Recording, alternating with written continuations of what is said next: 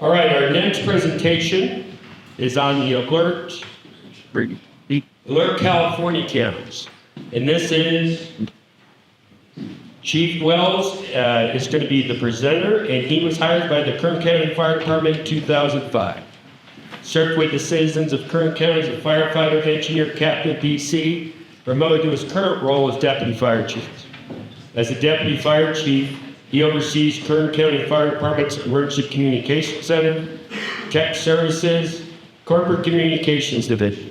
Chief Wells serves as an advisor to Alert California, based out of the University of California, San Diego. And here's Zack Wells.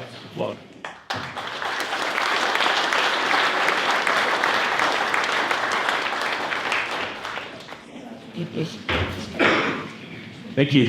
It's an honor to present to today, and on behalf of UCSD, I'd like to introduce some of the things, the successes that we've had this last year, and some of the things we're moving forward. But my role is as an advisor and liaison to the California project is to be a voice for you all, to bring the voice of the fire service to technology into the university, because we all don't want a university professor telling us what we want.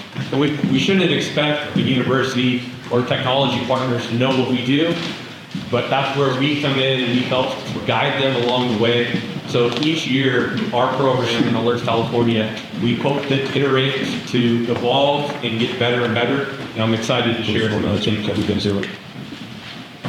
So, it's not really a great picture because it's dark, but this is my why. This is why I'm involved with Alert California.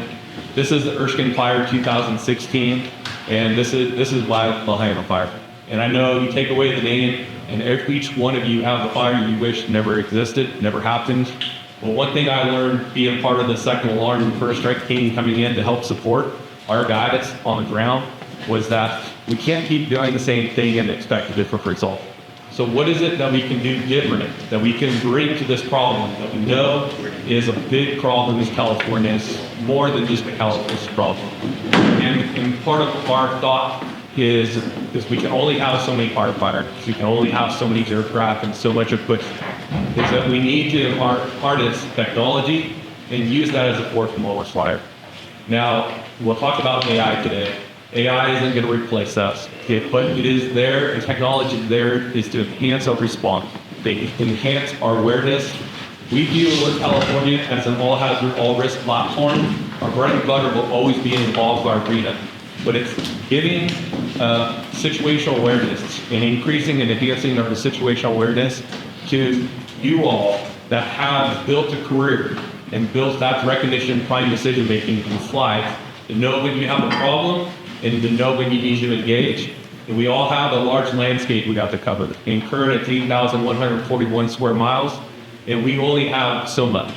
So we'll talk a bit about how Kern is involved with Alert California and how we're using it, and how each one of your agencies has that opportunity, and I know a lot of you are already engaged. So I like to highlight why I think Alert California is successful, and there's many reasons, but I like this slide. This was from Chief Granacini from Phoenix Fire, and to me, paints the best picture. Is everyone can have a camera, right? You know, most of you have Ring doorbells or whatever in your home, and it shows you who stole whatever package off your front porch, but it really doesn't do anything. We've got cameras on parking structure, all this kind of stuff, but hardware is only one piece. Software is great, but at the end of the day, these cameras don't put out fire, you do. So the liveware, I think, is the most important piece. The liveware is you, and we have this concept that it takes a village, right?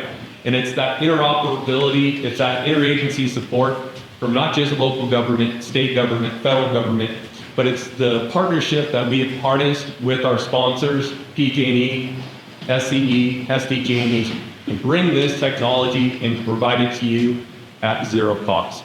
And when we bring the technology partners, the wireless internet service providers, the WISP, it's that village approach, and we now have over 125 partnerships that all come together to make this possible. And this is something that we try and encourage, where we saw the concept, everyone sees how it does, but locally we couldn't do it by ourselves. but together we are stronger. So here's a few of our fire department agencies. You might see your logo up here. We have over 3,000 users in the system, and we're growing each year. But I want to focus a little bit on the rest of the presentation, not just on you, but on what we do with the hardware and software side.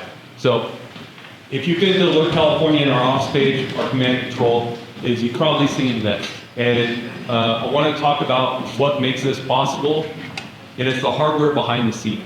So this last year, maybe 2 years ago, we started a partnership with Sequoia National Forest. And we knew that we could put cameras up in the metro in the LA and San Bernardino region where we have access to connectivity and there's a lot of infrastructure already in place. But we spent the time developing internally at UCSD the hardware systems that can work off the grid. And this was our first Starlink development. This is Bald Mountain Sequoia. It's north of Kern County line. And we're able to use infrastructure independent. And we were able to use solar panels to bring in power, Starlink to backhaul the imagery, and the cameras that work so well in the metro. We've now proved this concept that we can operate anywhere. This is going to come into play later. But we do that, if you ever, I know it's hard to see the image, but if you go to Bald Mountain Sequoia, you can see that you have to tackle that hardware first in order to unlock the imagery and bring that imagery to you. So this is a beautiful location. It's looking to the south over the Goland Wilderness. To the east, we have Kennedy Meadows. But more importantly, you have that imagery that we can beam into Porterville, that we can beam out to TUU or to TERS, so that we enhance that situational awareness. Because you guys all know sometimes the first intel source that we get is a plane flying overhead and it says you have smoke somewhere in the forest, which is great information, but not a lot of good. So we need to get eyes on it quick, and sometimes the first inch company of this area, Station 41, they may or may not be staffed. It may or may not take them an hour or two to get to that location. So this imagery is not meant to replace us, but it enhances our situational awareness, be able to give you intel to start making decisions as chief officers or as company officers or crews responding into this area. It's another location, Craggy Rock. I just like to show it is, our field team is awesome when they look at these challenges, just like you look at challenges in the fire service. But we take on these in order to unlock these views. This is Jordan Peak Lookout. And I share it because unfortunately in 2020, it's in the SQF complex, we lost Jordan Peak. It's like many lookouts over in fire season. But through our partnership with Sequoia, we're able to bring this Jordan Peak Lookout back online, bring those views back to the Porterville and back to TUU that we've lost over the years because of devastating fires. And so working in coordination with the different agencies, enhancing it through this technology platform that we know as Alert California is revitalizing some of those areas that we lost. And we know this is a video down in San Diego. It just highlights what the military has known over generations, high point advantage. That's why we go to lookout towers. That's why the Forest Service has located many of these towers throughout the state. But we have access to radio towers through our partnerships with counties, state, and local government to be able to unlock these views. And then we take in this hardware, the pan-tilt zoom cameras, and we can access and give you high definition imagery 20 miles away to be able to zoom in and start to triangulate and find out what the location is. So let's talk a little bit about AI. Some of you guys might call it OWL, but OWL is a new development. It's found flashy. Everyone thinks AI is here to save the world. Here's AI in action during the day. We can see it as this process. It's looking for that change detection with smoke. We know as a fire service, we need technology to work at all times of day. This is with fire in LA at night. Here's one in Placer County, and we have to build two different models because at night we have bigger challenges. The lack of light, the lack of definition, the competing background noise of house lights, street lights, and that such. Well, we now have 1,070 cameras deployed across the state. And so what we're seeing is now enhancing Alert California with the capabilities of AI. We're able to start to pull from many different locations, and we're not just relying on one location. And that allows us to get that 360 view within seconds. Before in the system, you had to log into each specific camera. That took time, it was frustrating. Well, there was topography destruction, tower obstructions, but now we have a system that's intelligent. It can help us make those decisions quicker. And identifying where a general location is, we know we deal with incomplete information every day. We have to make split-second decisions to the best of our ability, but the difference between going left or right out of the station or which Forest Service road we choose allows us to get on scene 30 to 45 minutes earlier, allows us to engage these fires and start mitigating it and putting the plan together. Our command and control platform, I won't highlight this a lot, but we have a live image, a map, which allows you to triangulate, event log to communicate. That's see who's moving the camera in a 360 view to allow you to take that step back like you're in a lookout tower and being able to see where the smoke's going or where the next impact's going to be. I like to talk about artificial intelligence, because we talk about AI and I say it's shiny and it's going to save everything, but I like to remind us what it's not. And AI by itself does nothing. And that's why I said in the live where you are the most important part. Because if we do nothing with AI, then it serves us no good. So where we focused the last year is integrating AI to our platform and providing it to our first responders, you all. CAL FIRE, Forest Service are on board right now. We're looking to go at a local government this year. But the public expects us to engage, and they expect someone like Tom Cruise here at Minority Report. But we understand there is no person like this that stands behind his perch, holding all the keys and moving things. These are the men and women, this is you guys. These are the tools that we built, and they need to be adaptable to you. They need to be able to work in the field. They need to be able to work in the command centers, in dispatch, in at headquarters where the chief officers are located, in order for you guys to be able to engage.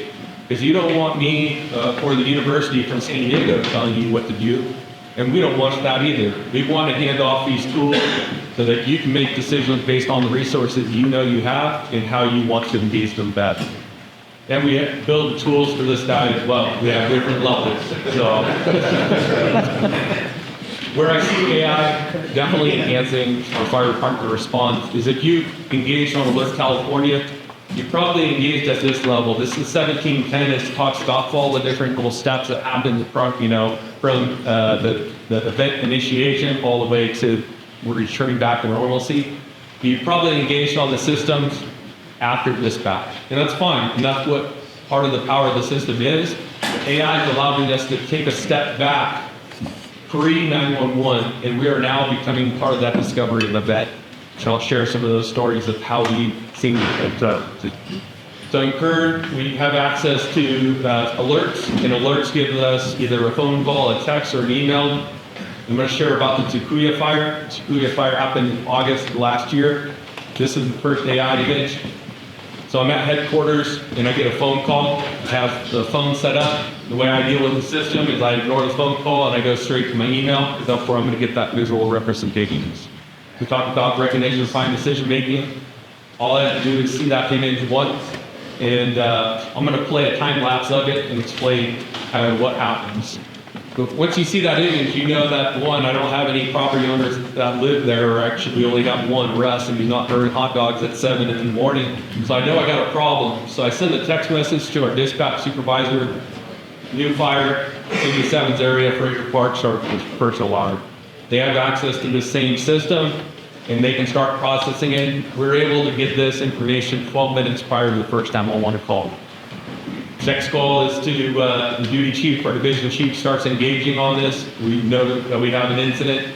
He starts communicating with Los Padres because this is their DPA, calling the FRA. And so we start coordinating interagency response, and we have our first alarm headed up. We know which road to take, and we start engaging on this fire ahead of time. The way that it sits on top, just Fraser Park, kept it from being visible that day. So all these things help. That's why we put these cameras in high location. So we feel that based on our advanced early warning and our engagement with the system and starting the response course prior to the first level 1 call, these are the steps that allow us to keep the incident complexity down.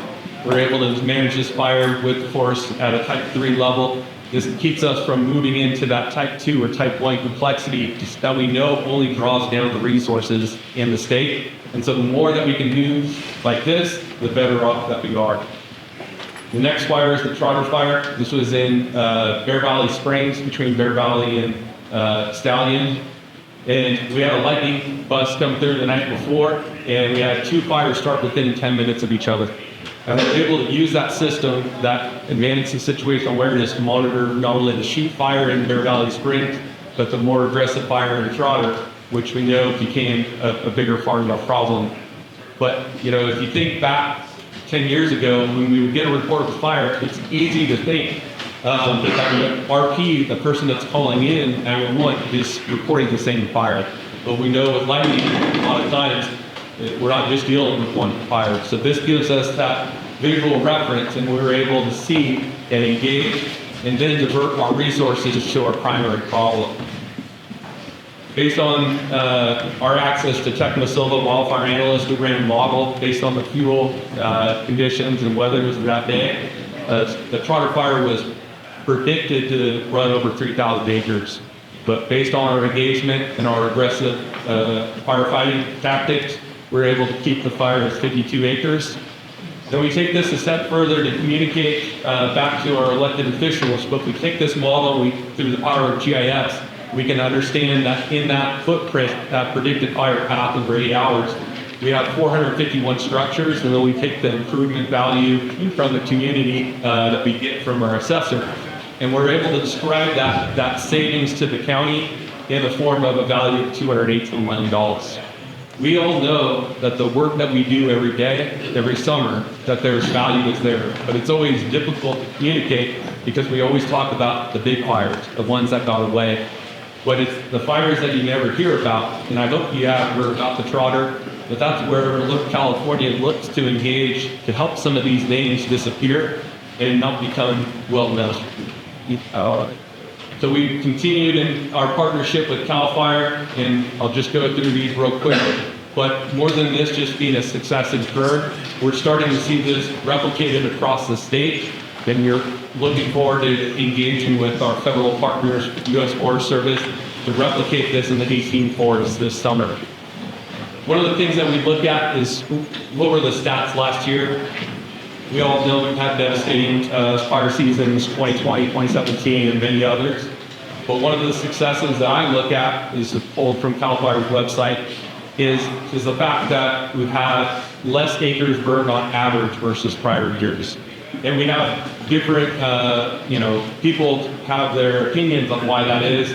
Some people call it the quiet season. I know it's never just one thing, right? There's no silver bullet. We've stopped looking for it. But it's the coordination and working with everyone together that we feel that Alert California is playing a role in that. But it's the strong work that you guys do, that you prepare every summer to go and engage to fight fire aggressively and to mitigate these problems so that we don't have the issues of the past. So our partnership with the CAL FIRE last year was highlighted in the fall. We were honored to receive the Best Invention from Time Magazine for our use of AI in the system. Other individuals that were awarded were ChatGPT, if you've heard of that. So this was huge because the fire service, we're not known for being technologists. We're known for helping the public and mitigating incidents. So this was a big step forward, and we're definitely grateful for our partnership with CAL FIRE. This summer, we're looking to increase our partnerships with the Forest Service. We're looking to open up the lookout towers across R5, and we've had interest from multiple forests right now. The black dots you can see are where our current locations are. And if you go on to the system now, the locations or the gaps that we have are located in the forest. So we have 2 forests in South Ops, and we have 2 forests in the North Ops region that we're actively engaging with and looking at how can we open up these final gaps for the state of California. Another partnership that we've really enhanced this year is Alert California, who chose an iVision as a technology partner. In high vision, we've installed a video wall at South Docks for the use of Cal Fire and Forest Service. This is Sacramento Intel. This is Kern ECC. And at the end of this month, we're installing our fourth video wall at the Joint Center of SDU and Cleveland National Forest in San Diego. But we like to think big. With 1,070 cameras, we'll be over 1,100 this year. This is more than what you can help monitor on an iPhone, an iPad, or even the desktops. So we need to help start supporting the fire service in this thinking big concepts. And then lastly, I'll just leave you with, we're continuing to find partnerships wherever we can, because as a university or even as a fire agency, our expertise only goes so far. And our goal from UC San Diego is to partner with agencies that are subject matter expert that can help us take the system to the next level. And we're in initial discussions with AT&T FirstNet and looking at what remote deployables look like. We're in discussions with many other advanced technology partners on the national level. And our dedication to you guys is that we don't just sit back and are happy with the success of last year, that we need to keep moving forward to be able to provide you the tools necessary in order to do your jobs. And that if we can identify fire in its incipient phase, if we can activate and notify you guys prior to just scaling up to the need for the major mutual aid system, that we can keep these fires small, and we can keep our firefighters safe and our community safe. So that's my presentation. Here's my email and phone number. If there's anything I can do to help support you guys, that is my job. That's what I'm here to do. I'm happy to present this from the Northern California perspective. If you guys are looking to engage, please reach out to me. If there's anything we can do to support your agency, I'm here to help. Thank you.